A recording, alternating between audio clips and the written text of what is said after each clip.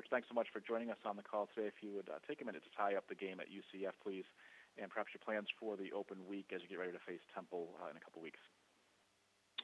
Yeah, thanks, Chuck. Obviously a very disappointing loss. We don't lose too often at home, but you got to tip your hat to, UCF and Coach Frost. They had a great game plan, played well. They're undefeated for a reason. They're playing really well on both sides of the ball and also on special teams. Mackenzie Milton, is as advertised. He's a dynamic quarterback. And they played well against our option. I was really impressed with them defensively.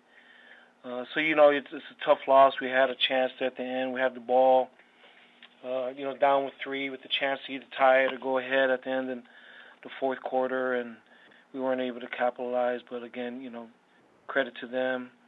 And as we press forward, we got a week off. It comes at a great time for us. We're really banged up. But like everybody else, everybody else in the country is banged up too. And we'll try to lick our wounds a little bit, try to get healthy, and, try to get ready for Temple in a couple weeks. We'll open it to questions for Coach Ken Niumatalolo at this time. Again, hit *1 on your telephone keypad to join the queue. Then the operator will introduce you. And we'll now take our first question from Dan Tortora with wakeupcalldt.com. Good morning, Coach. How are you? Good morning, Dan. To kind of go off of what you were saying, just there's been a lot of turnover and changes when it comes to coaches in the American Athletic, but somebody like Scott Frost, just what you can say about some of these young coaches that have come in, young in the sense of the American Athletic and coaching in the conference, and the success that people like Scott Frost have had, just what you can say about his coaching style and what you took away from what he's done. Just very impressed with him. He's a good person. I've gotten to know Scott at our meetings, really like him as a person, but he's a heck of a football coach too.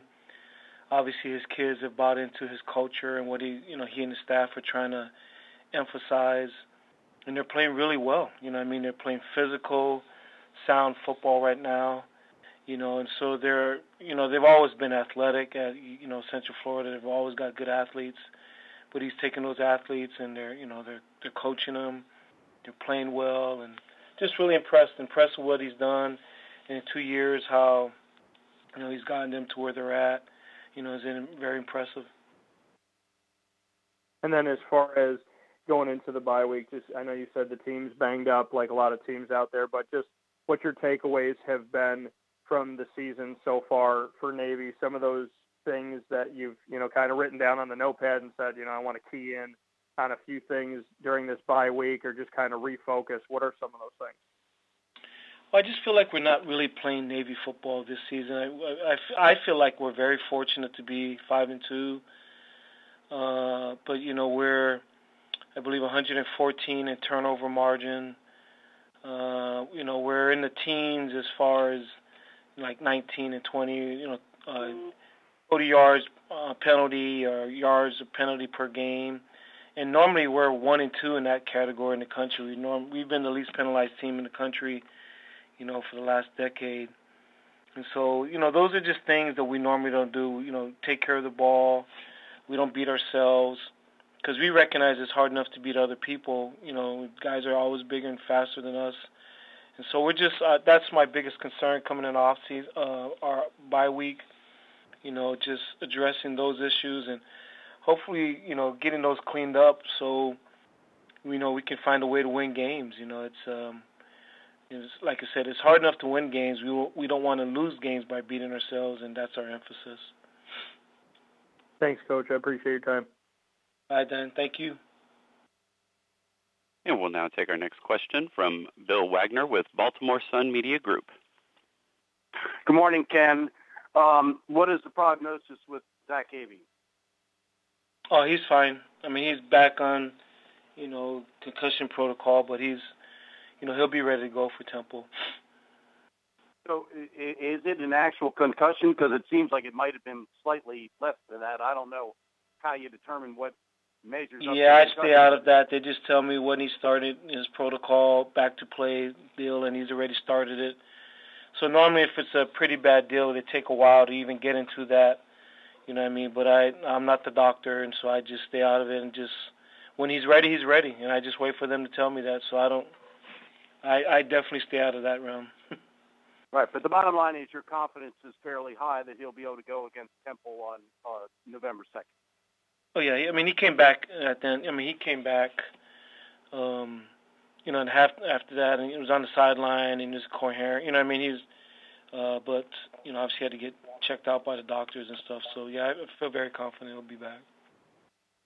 And you had mentioned about the not playing Navy football.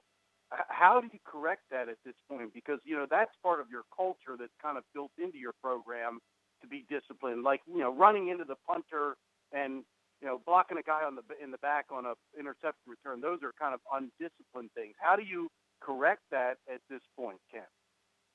I don't know. It's a great question, Wags. It's probably been my biggest frustration for the last two games. Just in the last two games, we've had, 8 turnovers, and really, like you just mentioned, those costly penalties.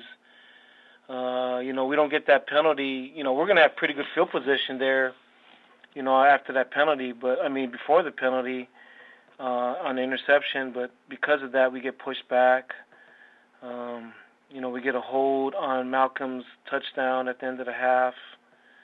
I don't know. It's just we have to clean those things up. Like I said, I feel very, very fortunate that we're 5-2.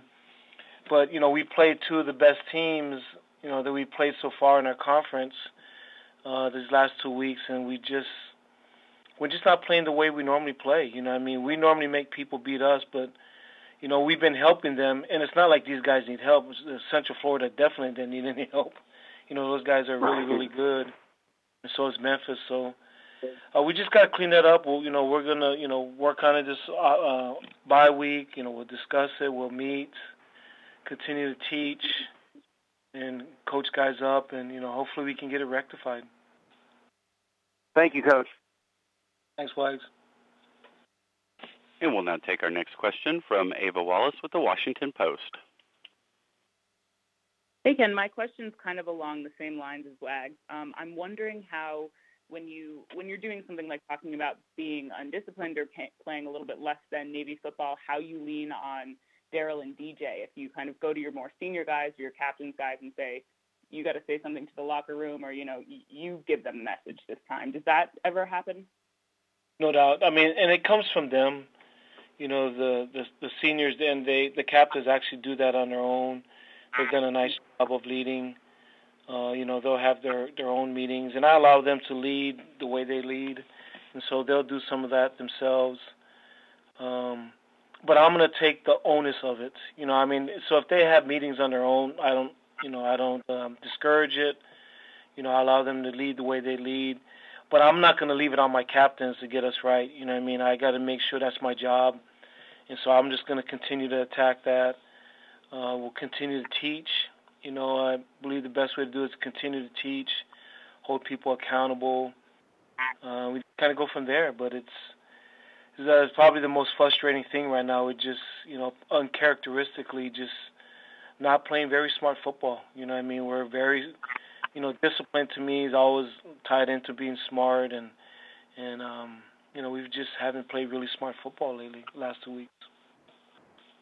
And I know you guys always take the bye week to kind of get your bodies right and everything, but after these back-to-back losses, do you worry about the guys, their minds wandering at all? Do you have to make sure that guys stay focused with Temple coming up in a couple weeks? No, because we'll practice later on, but I just feel like first and foremost, we need physical rest. The grind of this place is so strenuous. It's not like most schools where these guys are going to sleep all day or anything. They'll be in class, and their time will be busy, and so it's not, missing football. They'll still have plenty of stuff and responsibilities here at the Naval Academy, but they definitely need some rest. And instead of them practicing when they come here, more importantly, they'll just come and get treatment and recovery and try to heal up physically. Thanks, Ken. Appreciate it. Thanks, Ava. Coach, thank you for your time today. We look forward to hearing from you again next Monday. Bye, Chuck. See you.